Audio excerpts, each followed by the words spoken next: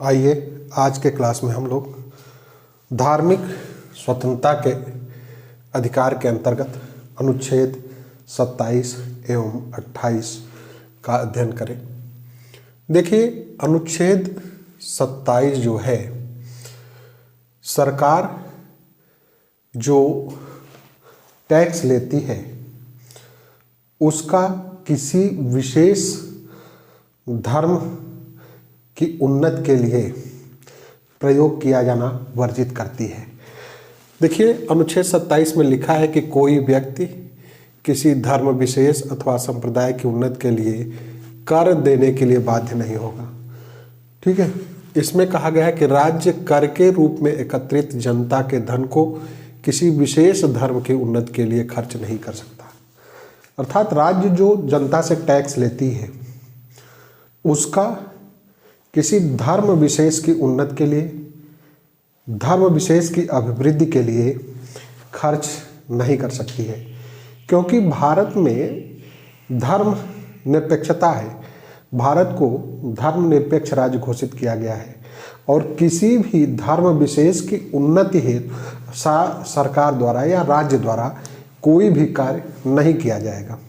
लेकिन यदि उस टैक्स का प्रयोग वह सभी धर्मों के अभिवृद्धि के लिए करता है तो उस पर प्रतिबंध नहीं लगाया जा सकता। ठीक है, अर्थात धर्मनिरपेक्षता का तात्पर्य यह है कि सभी धर्मों को समान रूप से संरक्षण राज्य द्वारा किया जाए। तो सभी धर्मों के अभिवृद्धि के लिए यदि प्रयोग करता है तो वो उचित है। ठीक है, राज्य यदि किसी धार्मिक संप्रदाय के लिए कोई कार्य करता है तो ऐसे कार्य के लिए उस धार्मिक संप्रदाय के लोगों से शुल्क वसूल कर सकता है। ठीक है, यहाँ देखिए,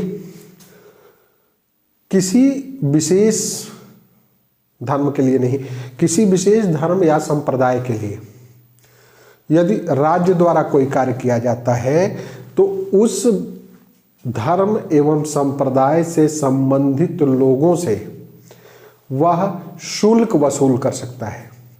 देखिए, यहाँ शुल्क शब्द का प्रयोग किया गया है, न कि कर शब्द का, क्योंकि राज्य बिना सेवा के कर वसूलता है जबकि सेवा के लिए शुल्क वसूलता है। जब वह सेवा करता है, किसी के लिए कार्य करता है, तो वो शुल्क लेता है, न कि टैक्स लेता है। ठीक है, यह जो है राज्य को प्रतिबंधित किया गया है कि ऐसा करे।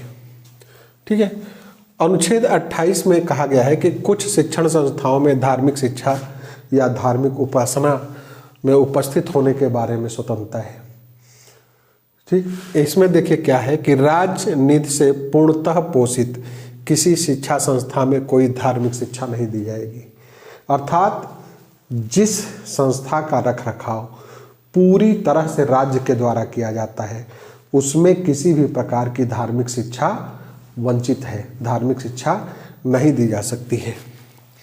जो शिक्षा संस्था किसी ऐसे न्यास द्वारा स्थापित की गई है जिसके अनुसार उसमें धार्मिक शिक्षा देना आवश्यक है तो वो उसमें धार्मिक शिक्षा दी जा सकती है, भले ही प्रशासन उसका राज्य करता हो।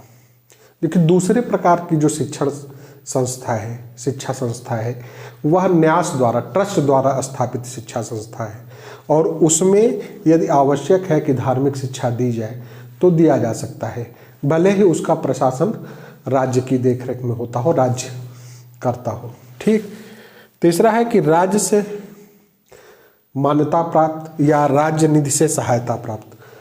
चार प्रकार की कैटेगरी, एक तो पूर्णतः पोषित, पूर्णतः देखरेख में, एक न्यास द्वारा स्थापित, एक राज्य द्वारा मान्यता प्राप्त या राज्य निधि से सहायता प्राप्त, जिसको राज्य जिस शिक्षण संस्था की उन्नति के लिए, व्यवस्था के लिए राज्य सहायता प्राप्त करती है, सहायता देती है।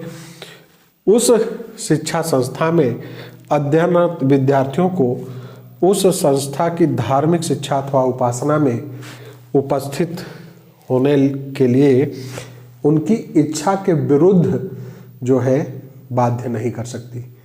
यदि उस शिक्षा संस्था में कोई धार्मिक उपासना का कार्य हो रहा हो तो उसमें जो है उसकी इच्छा के विरुद्ध वह उपस्थित होने के लिए बाध्य नहीं होगा।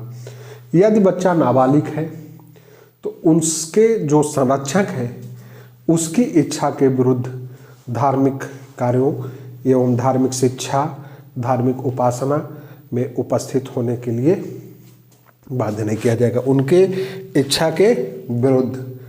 अर्थात यहाँ पर यह कहा गया है कि धर्म के रूप में, धार्मिक मामले में जो राज्य है वो एकदम तटस्थ है।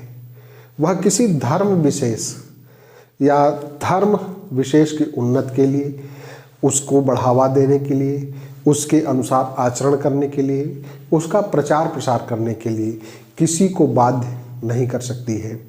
या जो भी सरकार टैक्स वसूलती है उसका किसी भी धर्म की अभिवृद्धि के लिए, विकास के लिए प्रयोग नहीं कर सकती है।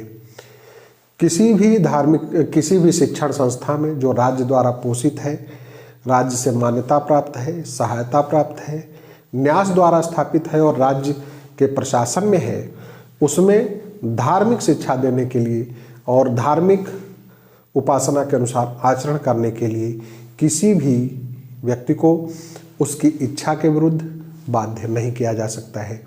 तो इस तरह से जो प्रस्तावना में धर्म निरपेक्ष शब्द को जोड़ा गया, किस संविधान संशोधन के तहत जोड़ा गया, 42वें संविधान संशोधन 1976 के तहत जोड़ा गया, उसका जो आशय है उससे संबंधित समस्त जो सिद्धांत हैं वो अनुच्छेद 25 से 28 के बीच दिए गए हैं, ठीक है, पहले से।